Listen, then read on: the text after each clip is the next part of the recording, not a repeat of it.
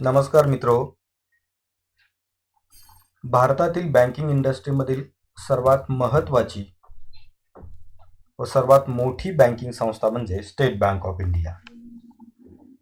SBI किंवा state Bank of India ही भारतातील banking क्षेत्रातील सर्वाधिक शाखा असणारी, सर्वाधिक डिपॉझिट कलेक्शन व लोन डिस्ट्रीब्युशन करणारी एक महत्त्वाची वित्तीय संस्था असून ही भारत सरकारच्या मालकीची बँक आहे. या बँकेतील प्रोबेशनरी ऑफिसर्स या पदाची ॲडव्हर्टाइजमेंट नुकतीच जाहीर करण्यात आलेली असून 5 ऑक्टोबर 2021 पासून या पदाकरिता ऑनलाईन अर्ज भरण्याची प्रक्रिया सुरू झालेली असून 25 ऑक्टोबर 2021 अखेर या पदाकरिता ऑनलाईन आवेदनपत्र भरण्याची प्रक्रिया सुरू राहील. स्टेट बँक ऑफ इंडियामधील प्रोबेशनरी ऑफिसर ही एक देशातील सर्वच युवकांच्यासाठी एक महत्त्वाची संधी असते व या संधीच्या माध्यमातून स्टेट बँक ऑफ इंडियामध्ये ऑफिसर होण्याचा एक महत्त्वाचा ऑप्शन सर्वांच्या समोर उपलब्ध झालेला आहे. या पदाविषयीची अधिक माहिती आज आपण घेणार आहोत. स्टेट बँक ऑफ इंडियाने रिलीज केलेल्या ॲडव्हर्टाइजमेंटमध्ये या संपूर्ण प्रक्रियेविषयीचा ॲब्स्ट्रॅक्ट जो आहे तो त्या ठिकाणी देण्यात आलेला आहे. ऑनलाईन अर्ज करण्यासाठीची मुदत 5 ऑक्टोबर ते 25 ऑक्टोबर ही असून त्याकरिता ऑनलाईन पेमेंट करण्याची मुदत देखील 30 ठेवण्यात आलेली आहे.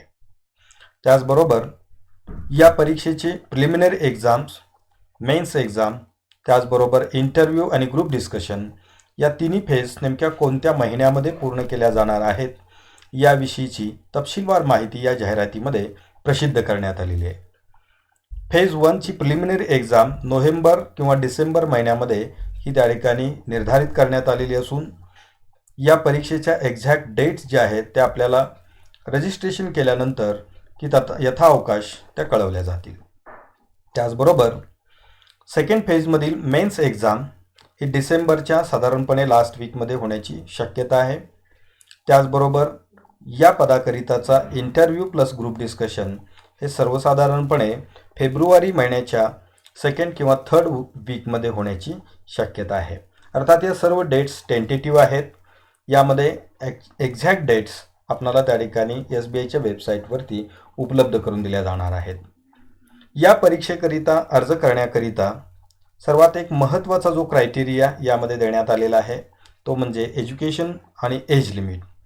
तत्पूर्वी या स्टेट बँक ऑफ इंडियामध्ये ज्या एकूण 2056 जागांची भरती केली जाणार आहे की ज्यामध्ये प्रोबेशनरी ऑफिसर्स या पदाकरिताची ही भरती असून यामध्ये SC कॅटेगरीकरिता 324, ST कॅटेगरीकरिता 162, OBC करिता 560, EWS कॅटेगरीकरिता 200, जनरल कॅटेगरीकरिता 810 अशा एकूण त्या ठिकाणी 2056 पदांची भरती या परीक्षेच्या माध्यमातून केली जाणार आहे. अर्थातच एकट्या स्टेट बँक ऑफ इंडियामध्ये या 2000पेक्षा अधिक जागांची भरती म्हणजेच या देशातील तरुणांच्यासाठी ही एक महत्त्वाची संधी असल्याचे आपल्याला दिसून येईल. या पदाकरिता अर्ज करण्याकरिता सर्वात महत्त्वाचा जो पहिला क्रायटेरिया जो आहे तो म्हणजे एज लिमिट.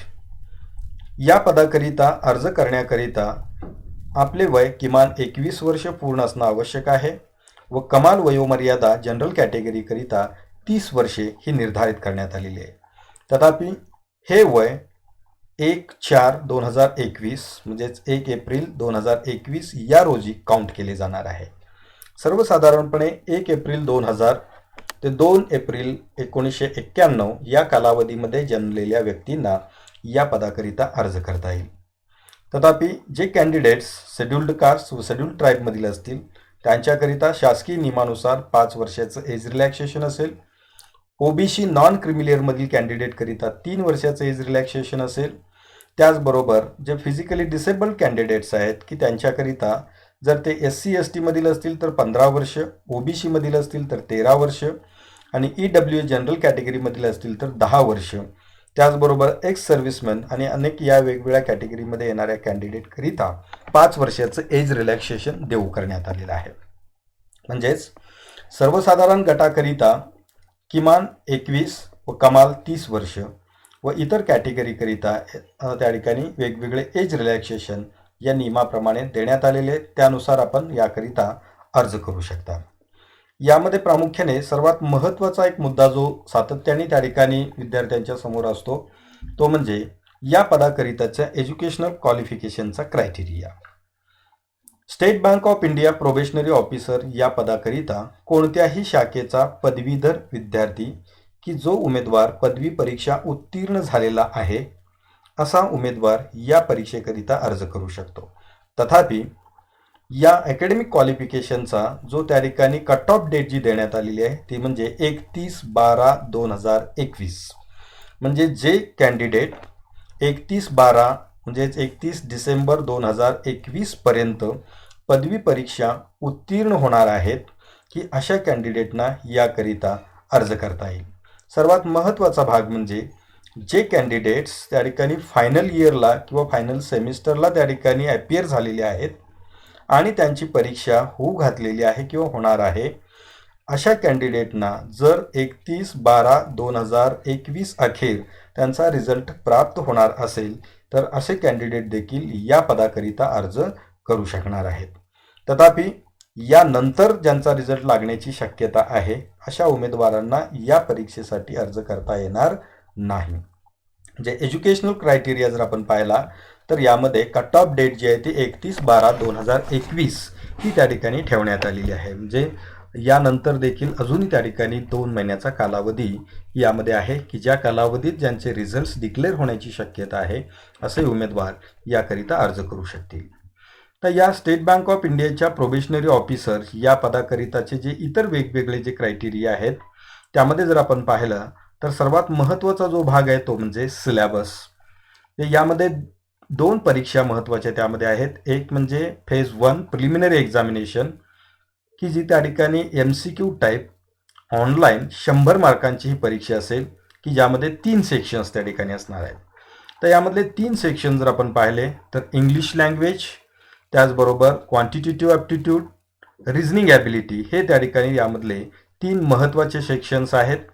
यामध्ये जर आपण पाहिलं तर इंग्लिश लँग्वेजचे 30 क्वेश्चन्स, त्याचबरोबर त्या ठिकाणी क्वांटिटेटिव्ह ॲप्टिट्यूडचे 35 क्वेश्चन्स, रिझनिंग ॲबिलिटीचे 35 क्वेश्चन्स अशी एकूण ही 100 गुणांची परीक्षा असेल.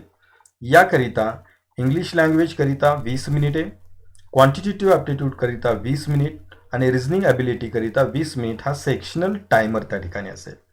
म्हणजे या 20 मिनिटाच्या कालावधीमध्येच आपणास हे सेक्शन्स त्या ठिकाणी रिस्पेक्टिव्ह सेक्शन्स आपल्याला सोडवणं आवश्यक आहे. एकूण कालावधी या परीक्षेचा असेल 1 तासाचा. यामध्ये इंग्लिश किंवा हिंदी या माध्यमातून आपणास या परीक्षा त्या ठिकाणी देता येतील. त्यानंतर जे कॅन्डिडेट प्रिलिमिनरी एक्झाममध्ये सेक्शनल कट ऑफ क्वालिफाय करतील म्हणजे या कन्सर्न विषयाचा जो कट ऑफ लागेल तो कट ऑफ क्वालिफाय करतील आणि ओव्हरऑल कट ऑफ क्वालिफाय करतील की त्यामध्ये एका पोस्टसाठी 10 याप्रमाणे कॅन्डिडेट शॉर्टलिस्ट केले जातील की ज्यांना state Bank of India probationary officer पदाची मुख्य परीक्षा म्हणजेच मेन्स एक्झाम ही देता येणार आहे. म्हणजे सध्याची जर आपण पदसंख्या जर विचारात घेतली तर 2056 इतकी आहे. म्हणजे गुणिले 10 इतक्या लोकांना, इतक्या उमेदवारांना, त्या कॅटेगरीमधील उमेदवारांना ही मुख्य परीक्षा देण्याची संधी ही उपलब्ध होणार आहे. यामध्ये सर्वात महत्त्वाचा भाग म्हणजे की ज्या उमेदवारांना या परीक्षेमध्ये उत्तीर्ण होण्याची इच्छा आहे, स्टेट बँक ऑफ इंडियाच्या प्रोबेशनरी ऑफिसर पदावरती निवड होण्याची इच्छा आहे की या उमेदवारांनी प्रिलिमिनरी एक्झाममध्ये या शॉर्टलिस्टेड 10 कॅन्डिडेट्समध्ये पोहोचण्यासाठी विशेष प्रयत्न करण्याची गरज आहे. त्यानंतर जी सेकंड फेजमधील मेन्स एक्झाम जी आहे ती 2 प्रकारे त्या ठिकाणी असेल. एक म्हणजे त्या ठिकाणी 200 मार्काची MCQ type objective type test असेल, तर डिस्क्रिप्टिव्ह टेस्ट ही 50 मार्कांची असणार आहे. यामधील ऑब्जेक्टिव्ह टेस्ट ही ऑनलाईन मल्टिपल चॉईस असेल की ज्यामध्ये 200 गुणांची परीक्षा असेल, ज्यामध्ये 4 सेक्शन्स असतील. यामधील जर पहिला सेक्शन आपण पाहिला reasoning and computer aptitude 45 questions असतील, त्यासाठी 60 मार्क्स आहेत आणि 60 मिनिटाचा कालावधी आहे. Data analysis and data interpretation 35 questions असतील, त्यासाठी 60 मार्क्स असतील आणि 45 मिनिटाचा कालावधी आहे. General awareness, economy, banking awareness असा हा एकत्र त्या ठिकाणी थर्ड सेक्शन आहे, ज्यामध्ये 40 क्वेश्चन्स हे 40 मार्कांच्यासाठी असतील. त्यासाठी फक्त 35 मिनिटाचा कालावधी निर्धारित करून देण्यात आलेला आहे. इंग्लिश लँग्वेजचे 35 क्वेश्चन्स 40 मार्कांसाठी असतील, त्यासाठी देखील 40 मिनिटाचा कालावधी आहे. या अशा एकंदरीत मेन्स एक्झाममध्ये जर आपण पाहिलं तर ही 3 तासाची परीक्षा असेल, 200 मार्कांची MCQ टेस्ट असेल आणि 155 एकूण क्वेश्चन्स असतील.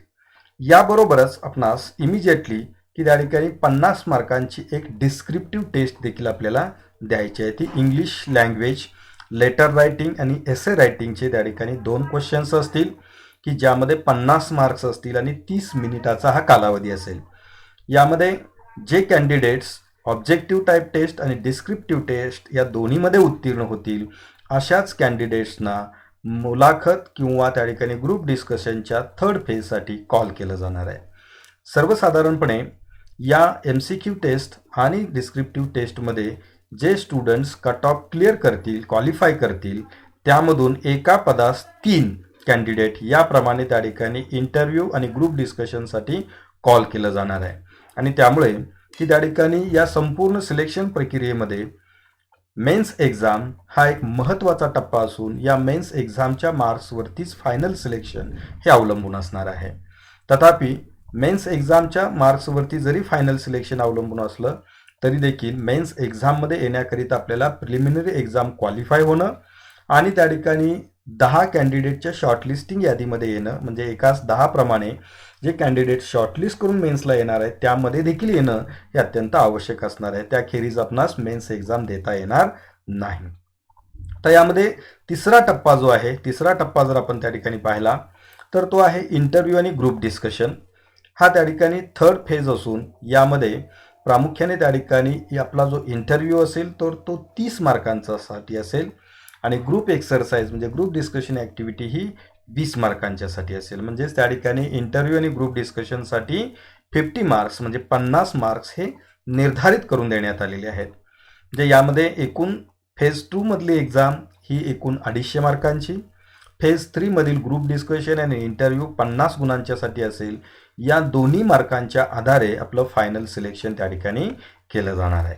तर यामध्ये हे मार्कांचं वेटेज कसं असेल ते पहा की आपण त्या ठिकाणी 250 पैकी जे मार्क्स मिळवलेले असतील ते त्या ठिकाणी कन्वर्ट करून 75 मार्क्समध्ये कन्वर्ट केले जातील. फेज 3 मध्ये 50 पैकी जे गुण विद्यार्थ्याला कॅन्डिडेटला प्राप्त झालेले आहेत त्याचं कन्वर्जन 25 मार्क्समध्ये केलं जाईल आणि असा त्या ठिकाणी 100 पैकी जो त्या ठिकाणी मार्क्स येतील त्याच्या आधारे आपला फायनल स्कोअर जो आहे तो त्या ठिकाणी डिक्लेअर होणार आहे.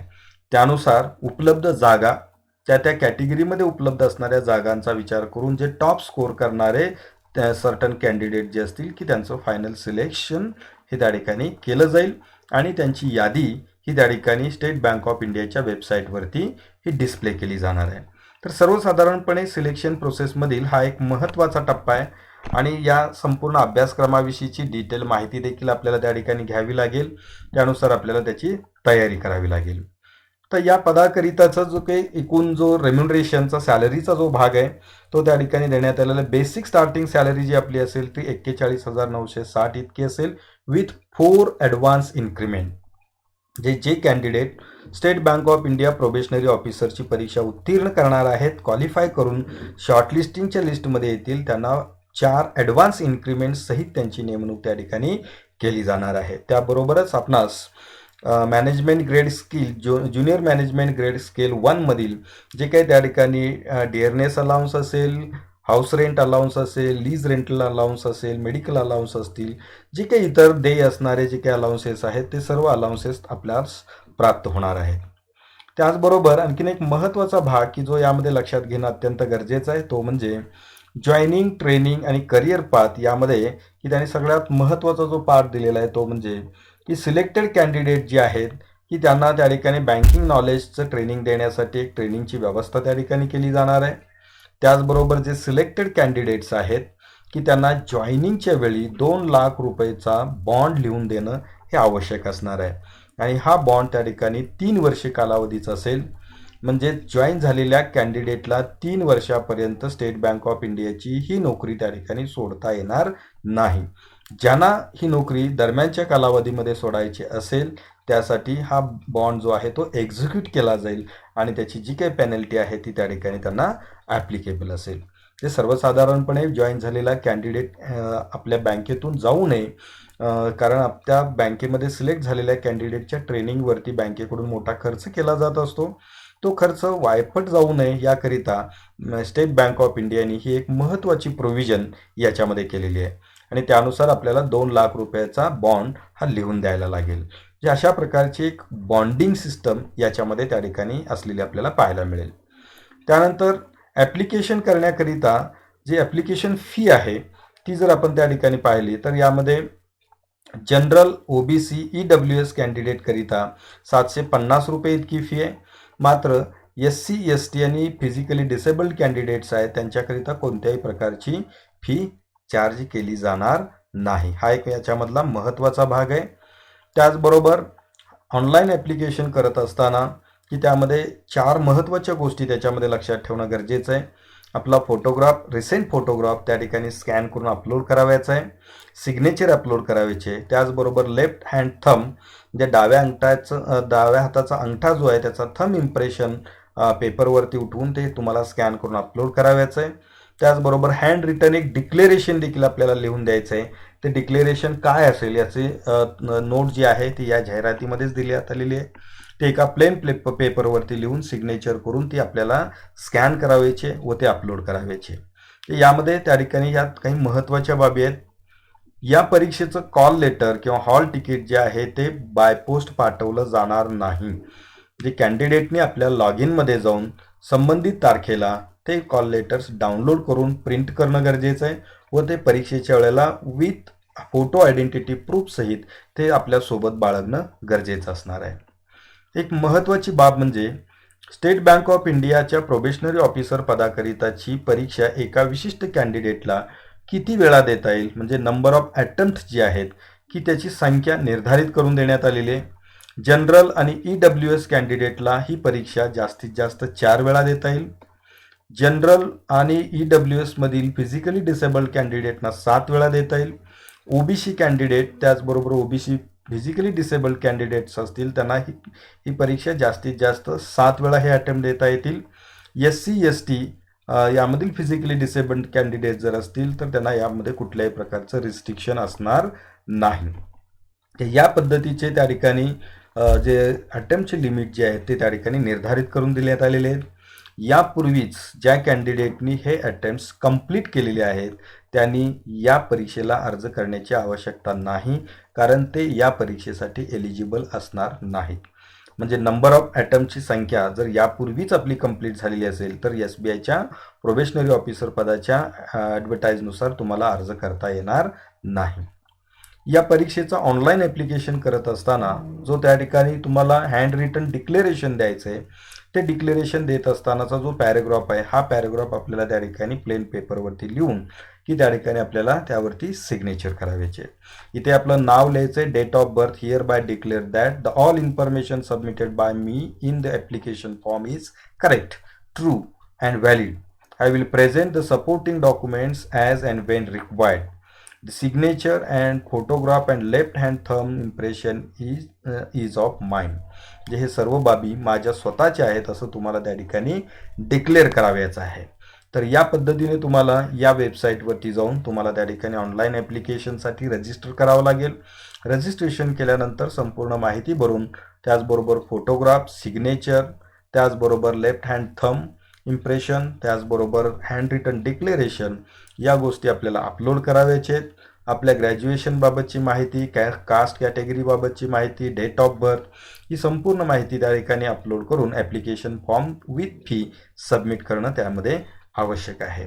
तर यामध्ये सर्वात महत्त्वाचा भाग म्हणजे त्या ठिकाणी या परीक्षेकरिता महाराष्ट्रातील जी सेंटर्स आहेत प्रिलिमिनरी एक्झामकरिता अमरावती, औरंगाबाद, चंद्रपूर, धुळे, जळगाव, कोल्हापूर, लातूर, मुंबई, ठाणे, नवी मुंबई, नागपूर, नांदेड, नाशिक, पुणे, रत्नागिरी आणि सोलापूर हे सेंटर्स असतील. तर मुख्य परीक्षेकरिता औरंगाबाद, नागपूर, पुणे, मुंबई, ठाणे व नवी मुंबई हे सेंटर्स त्या ठिकाणी उपलब्ध असतील. या सेंटरवरती आपण मुख्य परीक्षा देऊ शकता. अर्थात प्रिलिमिनरी एक्झामसाठी संख्या जास्त असल्यामुळे सेंटरची संख्या देखील अधिक असते. याप्रमाणे आपण त्या ठिकाणी हे सर्व ॲप्लिकेशन फॉर्म करण्यासाठी ज्या गाईडलाईन्स आहेत की स्कॅनिंग ऑफ डॉक्युमेंटचे जे काही त्या ठिकाणी साईज ऑफ फाईल वगैरे या सर्व बाबी ज्या आहेत त्या या शेवटच्या पेजमध्ये त्या ठिकाणी देण्यात आलेल्या आहेत. म्हणजे आपला फोटोग्राफ जो आहे तो किती साईजमध्ये त्या ठिकाणी अपलोड करावयाचा आहे, सिग्नेचरची साईज, फाईलची साईज किती असायला पाहिजे, त्याचबरोबर लेफ्ट हँड थंबचं इम्प्रेशन जे आहे त्याची फाईल साईज किती असायला पाहिजे, हँड रिटन डिक्लेरेशन जे आहे त्याची फाईल साईज किती असायला पाहिजे, या संपूर्ण बाबी याच्यामध्ये देण्यात आलेल्या आहेत. या सर्व जाहिरातीचं आपण व्यवस्थितपणे अवलोकन करावं आणि त्याचबरोबर आपण वेळेत आपला ऑनलाईन ॲप्लिकेशन फॉर्म जो आहे तो त्या ठिकाणी स्टेट बँक ऑफ इंडियाच्या पोर्टलवरती सबमिट करणं आवश्यक आहे. या वेगवेगळ्या वेबसाईट्स आहेत.